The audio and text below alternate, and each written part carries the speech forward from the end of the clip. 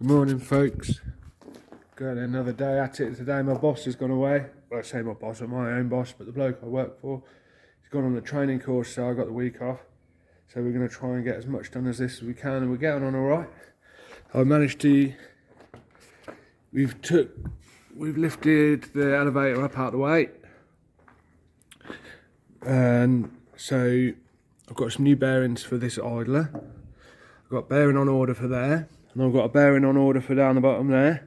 They didn't have them in stock because they're unusual. Obviously, imperial sizes aren't that common anymore. The original pulley on here, the inside and the outside, obviously they move apart from each other, so they're set on. This has two bearings and this has an outer bearing here, which the chain that runs from there alters the speed of the drum, and the chain runs from behind here to there. And the original one was a bit groggy, so what I've done is I've managed to, fortunately, before I scrapped my beloved Gleaner C, my early Gleaner C that caught fire all them years ago now, back in about 2018 I think it was, or 2017 maybe. I managed to salvage the drum pulley, so I've put the inside drum pulley on, and I put the outside of the original pulley, so this is what was on it originally, so it looks the same, and there you go. Sounds all right, so I'm happy with that. We've got an issue here.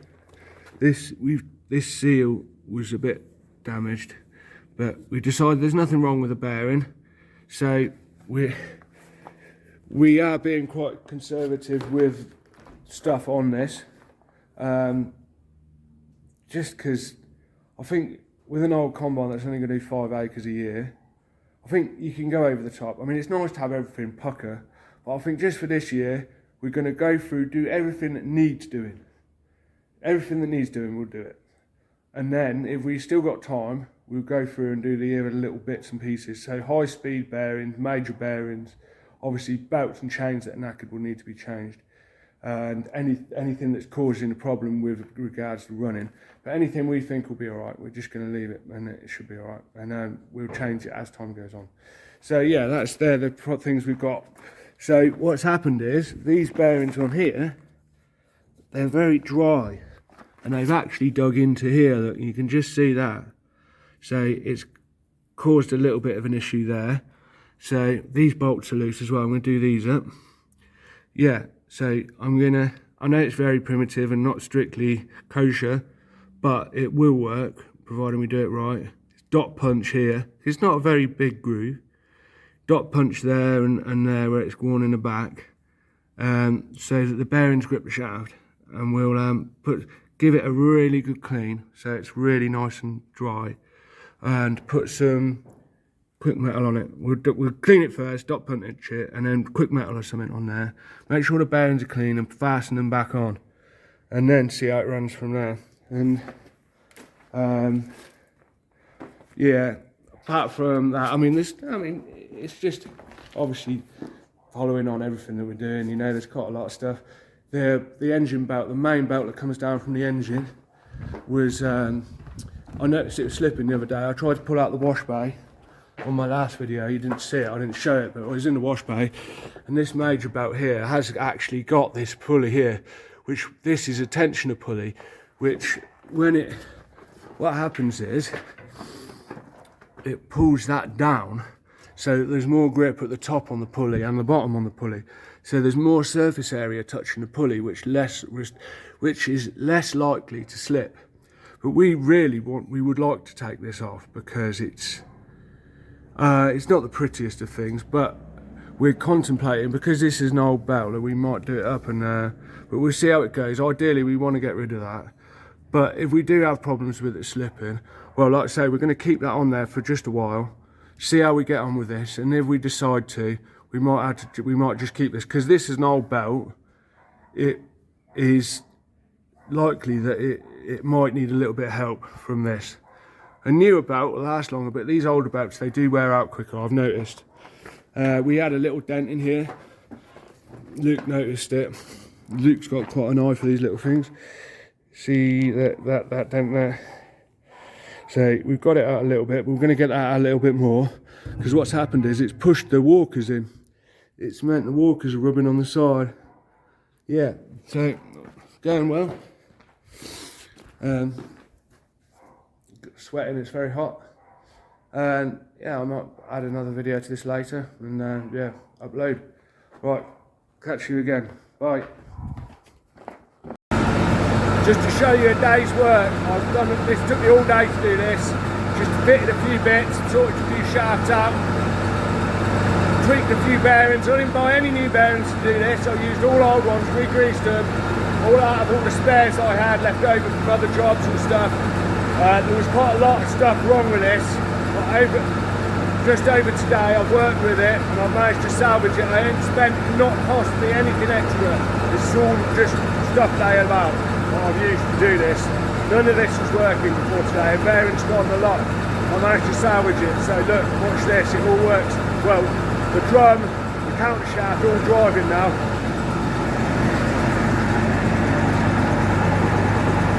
That's obviously the lever, that's the engager. It's all the drum belt, counter shaft belt, drum chain.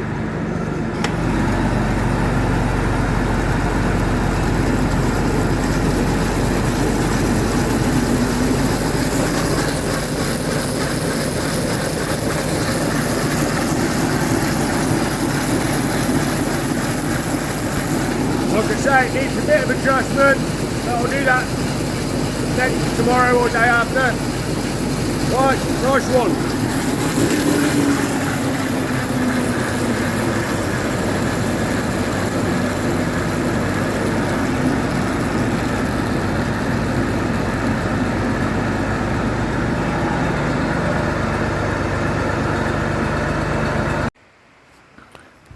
Just closing video just to wrap it up.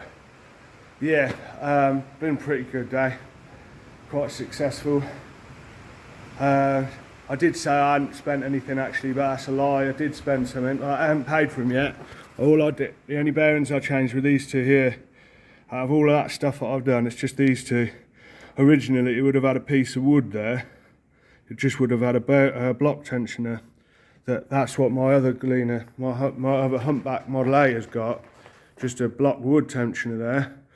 In fact, some of them have a belt. There's a belt conversion.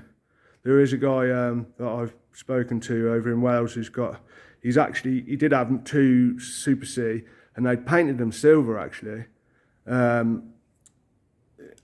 But I think, well, at least one of them anyway, if not both of them, had a belt there.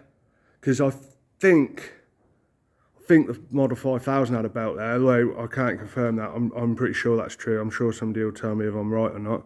But it makes it a lot quieter, which is good when you're running a combine. You want it nice and quiet so you can hear what's going on. If anything's happening, you can hear the change in the noise.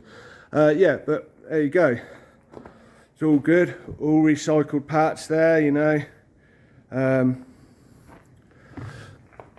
Yeah, so I reckon with a little bit of tinkering, a few days this week, might actually show you it. Maybe all running up, you know. That'll be interesting. Yeah, certainly won't be finished this week. I don't think it will be anyway. There's still quite a lot to do, but I reckon they get a good bit of it done this week, and that'll be nice. So yeah, do you know what? It surprises me how little you can get done in the day, because obviously you're dealing with old stuff, and you've got to just make the best of what you got a lot of the time.